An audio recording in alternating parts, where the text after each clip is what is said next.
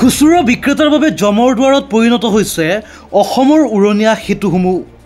গুৱাহাটীৰ উৰণীয়া সেতুসমূহৰ পিছত ৰাজ্যৰ প্ৰান্তে প্ৰান্তে হৈ থকা উৰণীয়া সেতুসমূহে খুচুৰা বিক্ৰেতাৰ পেটত মাৰিছে লাট।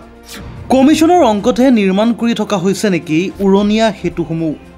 ঋণ লৈ খৰধৰকৈ উন্নয়নৰ ফটাঢোল কোবোৱা হিমন্ত বিশ্বই চিন্তা নকৰে দুখীয়া নিৰীহ খুচুৰা ব্যৱসায়িকসকলৰ কথা।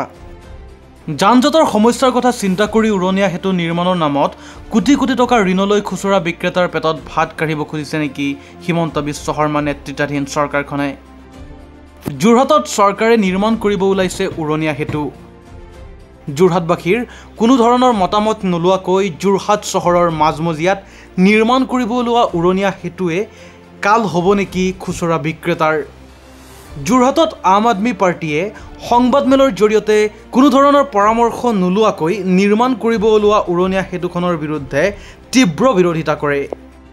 সংগঠনটোৱে দাবী কৰে যান-জঁটৰ সমস্যাটো দূৰৰে কথা, বৰঞ্চ সমস্যা দুগুণে বৃদ্ধি কৰিব। বৰঞ্চ ক্ষতিগ্ৰস্ত হ'ব সকলো ধৰণৰ ব্যৱসায় বাণিজ্য এই প্ৰস্তাৱিত উৰণীয়া সেতুখনে উচন কৰিব। যোৰহাটবাসীৰ স্বাৰ্থত নহয়, কমিছনৰ অংকতহে নিৰ্মাণ কৰিব ওলাইছে যোৰহাটৰ চতুৰ্থখন উৰণীয়া সেতু। সংবাদমেলৰ জৰিয়তে এই কথা সাদৰি কৰে যোৰহাট জিলা সমিতিৰ আম আদমি পাৰ্টিৰ দীপজ্যোতি শৰ্মা আৰু সূৰ্যমোহন দাসে।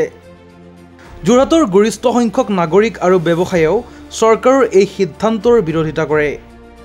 সংবাদমেলৰ জৰিয়তে যোৰহাট জিলা সমিতিৰ আম আদমি পাৰ্টিয়ে কয় যে যোৰহাট চহৰখনৰ প্ৰধান ব্যৱসায়িক কেন্দ্ৰস্থলৰ ওপৰেদি লোৱা এই উৰণীয়া সেতুখনে যোৰহাটৰ অৰ্থনীতিৰ মেৰুদণ্ডকে ভাঙি পেলাব। ইয়াৰ পৰিৱৰ্তে যোৰহাটৰ ট্ৰাক ট্ৰেণ্ড আৰু পাইকাৰী সামগ্ৰীৰ গুদামসমূহ যোৰহাট চহৰৰ কেন্দ্ৰবিন্দুৰ পৰা ওচৰৰ আইলামুখীয়ালৈ ট্ৰাক টাৰ্মিনাছলৈ স্থানান্তৰ কৰিবলৈ দাবী জনায় যোৰহাট জিলা সমিতিৰ আম আদমি পাৰ্টিয়ে। লগতে চৰকাৰে এটা নতুন ট্ৰাক টাৰ্মিনাছ নিৰ্মাণৰ বাবে ৭৮ বিঘা কৃষিভূমি অধিগ্ৰহণ কৰি দিয়া যোৰহাট গায়ন প্ৰাধিকৰণৰ ট্ৰাক টাৰ্মিনাছ নিৰ্মাণৰ বাবে প্ৰায় 10 কোটি ২৬ লাখ টকা মঞ্জুৰ কৰিছিল। কিন্তু আজি প্ৰায় 2 দশকেও এই অভিলাষী প্ৰকল্পটো অতি ৰহস্যজনকভাৱে সম্পূৰ্ণ নহ'ল। ইয়াৰ পৰৱৰ্তী সময়ত কংগ্ৰেছ চৰকাৰে চহৰৰ যান-জঁটৰ সমস্যা সমাধানৰ বাবে পুৰণা বাছ আস্থানটো ভাঙি ইয়াত এটা বহুমূলীয়া পাৰ্কিং প্লেচ নিৰ্মাণৰ সিদ্ধান্তৰ কথা গ্ৰহণ কৰিছিল। ইয়াৰ বাবে চৰকাৰে পৌৰসভাক দিছিল প্ৰায় 11 কোটি টকা। কিন্তু 11 বছৰে এইটো প্ৰকল্প সম্পূৰ্ণ নহ'ল।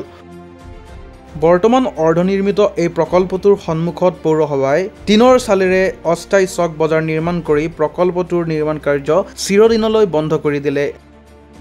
যোৰহাট চহৰক যান-জঁটৰ পৰা মুক্ত কৰিবলৈ পূৰ্বৰ চৰকাৰে নিৰ্মাণ কৰিবলৈ লোৱা ট্ৰাক টাৰ্মিনাছ আৰু বহুমূলীয়া পাৰ্কিং প্ৰকল্প এতিয়া নামেই নোহোৱা হ'ল।